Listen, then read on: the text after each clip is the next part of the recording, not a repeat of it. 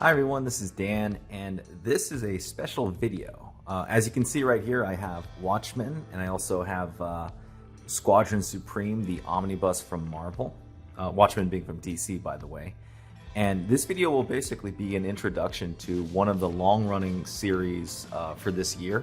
Those of you who've been following the channel a while, I tend to do video series, then collect them into playlists, where I go over some phenomenal runs in comics, right?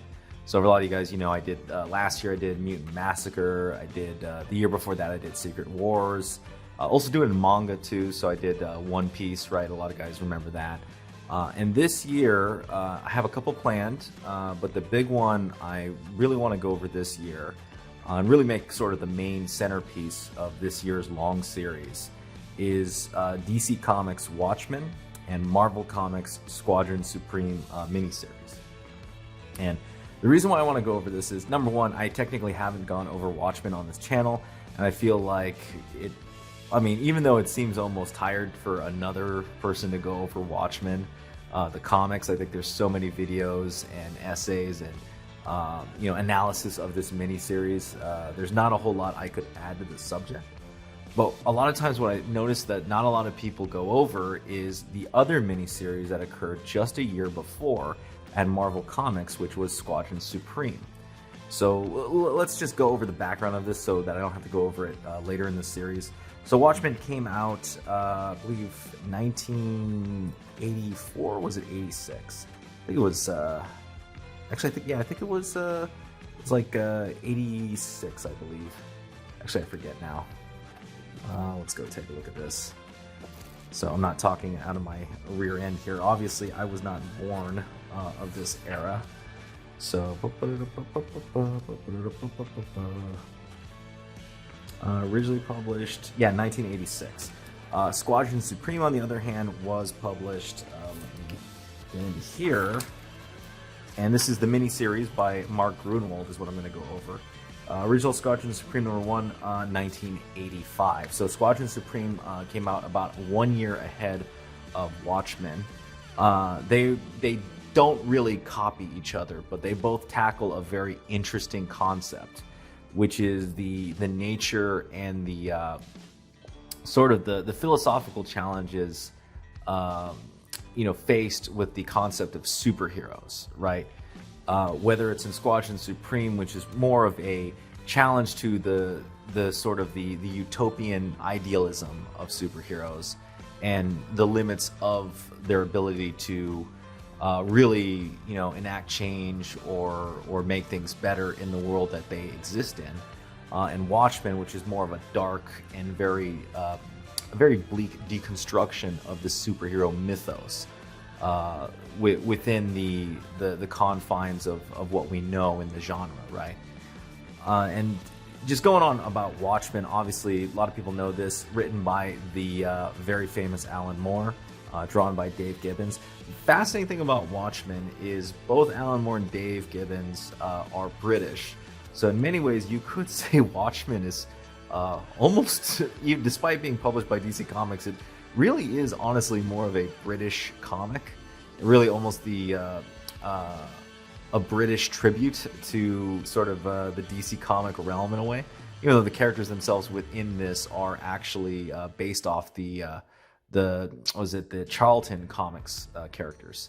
Originally, that was kind of the idea that Alan Moore brought up, was to reuse a bunch of comic properties that DC Comics had owned.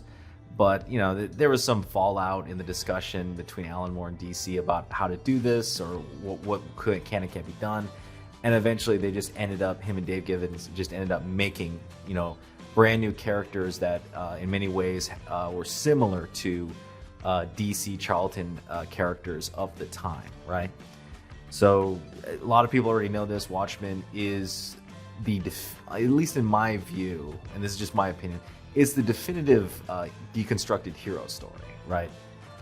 Very much many properties after this tried, and many failed to sort of copy the formula in Watchmen.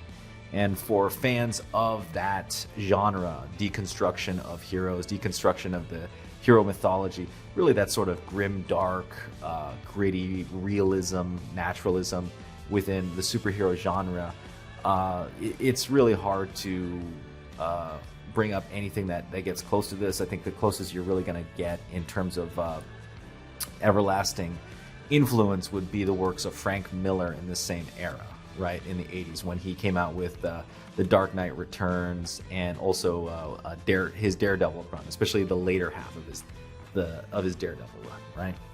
So 12-issue miniseries, pretty great. The art by Dave Gibbons is phenomenal.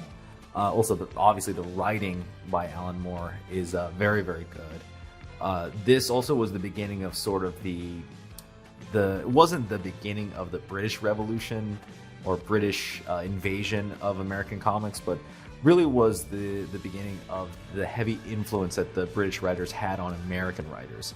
So writers going into the later 90s and aughts would be heavily influenced by Alan Moore, Grant Morrison this time,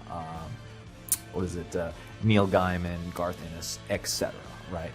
And especially the naturalistic dialogue that Alan Moore would use in Watchmen. Watchmen is kind of like also sort of the death of thought balloons as well, right? Like Watchmen is from 1986, but contains, I think, virtually no thought balloons. I think in general, Alan Moore rarely uses them anyway, just his style. And this style would go on to influence a lot of other people, Grant Morrison, etc., in their way of writing comics, right? Very influential series, very dark, very grim, has in general a very dark message and grim message. Squadron Supreme, on the other hand, came out a year before it. This miniseries, by the way, this is the omnibus, but I'm really only going to go over the miniseries, which covers, where are you? Really covers this 12-issue miniseries, which goes 1 to 12, I think. I'm going to skip over the Captain America crossover, or I'll just quickly summarize it when it comes up, just so I just stay to 12 videos, just because there's 12 issues to Watchmen and 12 issues to Squadron Supreme. And just to kind of wrap it up and make it nice, I will skip over that Captain America issue. Not that it's not important, I'll kind of summarize it when I get to there, just so it makes the video series a little more manageable between the two. But Squadron Supreme, the characters themselves were created way before Mark Gruenwald did this series, but they are essentially Marvel's kind of parody of DC characters. Hyperion right here, this character being essentially Superman, Princess Power being Wonder Woman. Like, what is this? Dr. Crimson, he's Green Lantern. Hawk being Hawkman. I think there's Lark is Black Canary, and then Whizzer is the Flash, and then there's this character right here, Nighthawk being Batman, right? So this was kind of back in the days when I guess you could kind of make parodies of each other's characters, and Marvel and DC were kind of tongue-in-cheek back in these days with doing this kind of stuff. DC themselves also did similar things with Marvel characters as well, right? But Squadron Supreme, written by Mark Gruenwald, penciled by a bunch of different people. So unfortunately, compared to Watchmen, which was consistently Dave Gibbons, Squadron Supreme was kind of a mix of pencilers. In this case, you got Bob Hall, you had Paul Ryan on a bunch of them. This was in the era Jim Shooter's Marvel, so it kind of followed much of the format that Jim Shooter Marvel Comics did at the time. But interestingly enough, this miniseries is actually a result of previous issues before this in, I believe, the Defenders and the Avengers, which led to this miniseries. And it can be said of this miniseries by Mark Gruenwald that this is his magnum opus. Like this is the story he always wanted to write. Period. Like this is what he wanted more than anything. And even afterwards, when he was off on doing other stuff, you know, if this was the only story that people read from him, this is the one that he wanted them to read, which is his Squadron Supreme miniseries. He lived for this series. And in fact, when he passed away tragically in the 90s, he requested that his ashes actually get mixed into the ink to print the trade paperback edition of Squadron Supreme. So very much lived and died for his work. This miniseries is fascinating in that It's a little different in that it's kind of using, again, characters inspired by other properties, in this case DC's mainline Justice League characters. But it is also a exploration of superheroes in the world, and it's a different kind of exploration than Watchmen. I don't want to necessarily say that they're related to each other. They have very different messages, for sure. And in particular, this miniseries is a great miniseries, I think, to compare with Watchmen, because whereas Watchmen was really a preview of the modern style of comic book writing that would eventually take over, and that is what we know of today. Everyone in writing, at least in my opinion, when I look at modern comics, everyone's kind of trying to rip off the British writers. So everyone's kind of like a spin-off of Alan Moore, of Grant Morrison, Garth Ennis, Neil Gaiman, etc. They're all using that same naturalistic dialogue and really their storytelling techniques. Whether they're successful or not is up to debate for a lot of those modern writers, but a lot of them, that is the approach.